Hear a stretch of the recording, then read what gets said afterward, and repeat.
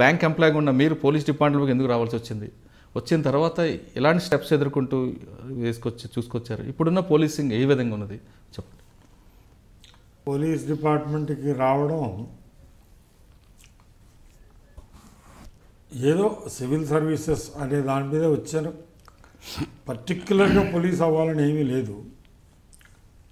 నేను MA pass అయ్యేసరికి నా వయసు 21 అవ్వలేదు. అందువల్ల సివిల్ సర్వీసెస్ పరీక్షకి కూర్చోవడానికి అర్హుడు కాదు. సో అప్పుడు 20 ఏళ్ళు నిండే కాబట్టి స్టేట్ బ్యాంక్ ఆఫ్ ఇండియాలో ప్రొబేషనరీ ఆఫీసర్గా చేరాను. చేరిన తర్వాత అర్హత వచ్చింది. 1973లో ఈ సివిల్ సర్వీసెస్ పరీక్ష రాశాను. రాస్తే ఈ ఐపీఎస్ అనే ఉద్యోగం వచ్చింది. సరే వచ్చింది కదా అని చేరిపోయాను. ఆ చేరిపోయిన తర్వాత ఇంక మళ్ళీ వేరే ఉద్యోగాల గురించి ఏమీ ఆలోచించలేదు. అలాగా అది నడిచిపోయింది. బహుశా దీనికి కారణం మా పెద్దనే, మేము 5 పిల్లలం, అందులో నేను 4వ వాడిని.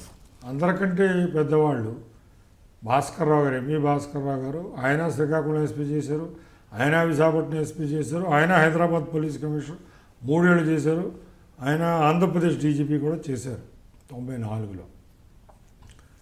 ఆయన కుటుంబంలో ఆల్రెడీ ఐపీఎస్లో ఉన్నారు కాబట్టి పెద్ద ఐపీఎస్ అంటే అభ్యంతరం లేదు. ఆ రోజుల్లో మెరిట్ మీద ఎవరి రికమెండేషన్ లేకుండా, ఇప్పటికీ కూడా ఎవరి రికమెండేషన్ లేకుండా ఉద్యోగాలు దొరకాలి అంటే మరి సివిల్ సర్వీసెసే గతి. సో అందువల్ల ఆ సివిల్ సర్వీసెస్ పరీక్ష రాయడం, దేవుడి దయ వల్ల ఫస్ట్ అటెంప్ట్లోనే ఉద్యోగం రావడం, ఆ తర్వాత ఇంకా సెటిల్ అయిపోవడం జరిగింది. అంటే ఫస్ట్ ఎన్పిఏలో మీరు ట్రైనింగ్ తీసుకున్న తర్వాత ఫిజికల్ ట్రైనింగ్ ఎక్కడ తీసుకున్నారు? ఏఎస్పీకి ఎక్కడెక్కడ తీసుకున్నారు? మొత్తం ట్రైనింగ్ అంతా నాది నేషనల్ పోలీస్ అకాడమీ. బట్ ఆ నేషనల్ పోలీస్ అకాడమీ ఆ రోజుల్లో మౌంట్ అబూ అని రాజస్థాన్లో సిరోహి జిల్లాలో ఉండేది, కొండ మీద. అక్కడ తర్వాత మాకు ఆంధ్రప్రదేశ్ అలాట్ అయింది, ఎందుకంటే నాకు మార్కులు ఎక్కువ వచ్చాయి. సో టాప్ ర్యాంకర్స్ అందరికీ వాళ్ళ హోమ్ స్టేట్ ఇచ్చేవాళ్ళు. నా యొక్క ట్రైనింగు, ప్రాక్టికల్ ట్రైనింగ్ కృష్ణా జిల్లాలో అయిందండి. కృష్ణా జిల్లాలో ట్రైనింగ్ అయిన తర్వాత 72 ఫిబ్రవరిలో నన్ను గుంటూరు జిల్లాలో ఏఎస్పీ అసిస్టెంట్ సూపరింటెండెంట్ పోలీస్గా వేశారు.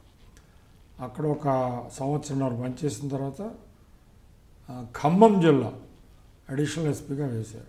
అంటే గుంటూరులో ఫస్ట్ ఏఎస్పీ పోస్టింగ్ అయినప్పుడు అప్పుడు గుంటూరులో ఎటువంటి పొలిటికల్ ప్రెజర్ ఉంటుంది, క్రైమ్ ఏ విధంగా ఉంటుంది? అప్పటికే మీరు యూనిఫామ్ వేశారు కాబట్టి ఏ విధంగా కసిగా పనిచేశారు?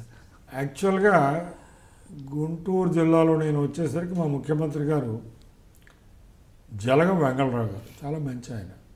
ఆయన పెద్ద పొలిటికల్ ప్రెషర్ అది వాడే మనిషి కాదు.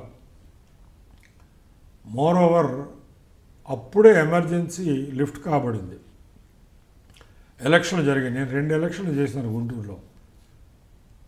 పార్లమెంటరీ ఎలక్షన్స్ 77లో, అసెంబ్లీ ఎలక్షన్స్ 78లో. అప్పటికి ఇంకా ఈ రాజకీయంగా ఎమ్మెల్యేలు వాళ్ళు అంత పవర్ఫుల్ కాదు. అందువల్ల అన్నీ చట్ట ప్రకారమే వెళ్ళిపోయేవి. వాళ్ళు చట్టానికి వ్యతిరేకంగా ఏమీ చేయమని అడిగేవాళ్ళు కాదు ఆ రోజుల్లో.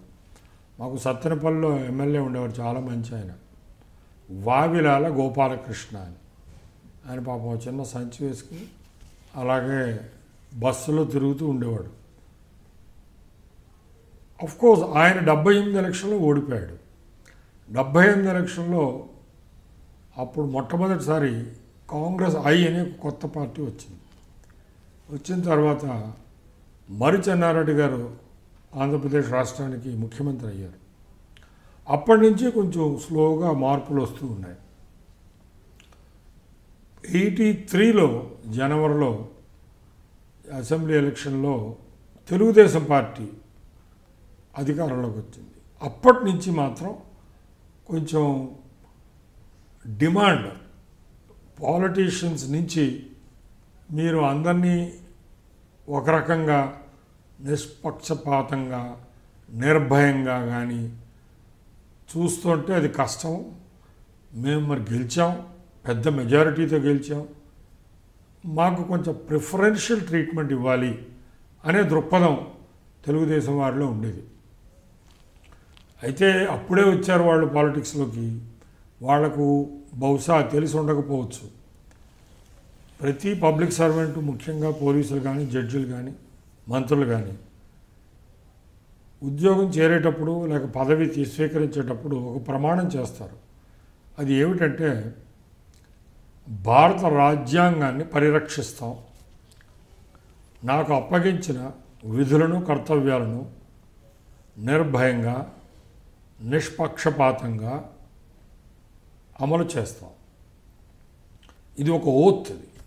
ఇది తీసుకున్న దాని ప్రకారం అతను ప్రధానమంత్రి అవ్వచ్చు, లేక చిన్న మంత్రి అవ్వచ్చు, కానిస్టేబుల్ అవ్వచ్చు, లేక డీజీపీ అవ్వచ్చు. వీళ్ళందరూ కూడా ఆ నిష్పక్షపాతం అనేది మాత్రం పాటించి తీరాలి. ఎవరైతే ఓడిపోయారో వాళ్ళకి తక్కువ పవర్లు, గెలిచిన వాళ్ళకి ఎక్కువ పవర్లు అనేది భారత రాజ్యాంగంలో లేదు. అందరూ ఈక్వలే. రైట్ టు ఈక్వాలిటీ ఆర్టికల్ 14 ఏముంటుందంటే, the state shall not deny to any one either right to equality or equal protection of laws. చట్టాలన్నీ అందరికీ సమానమే, సమానము, ఒకలాగే వర్తిస్తాయి. సో ఇది అఫ్ కోర్స్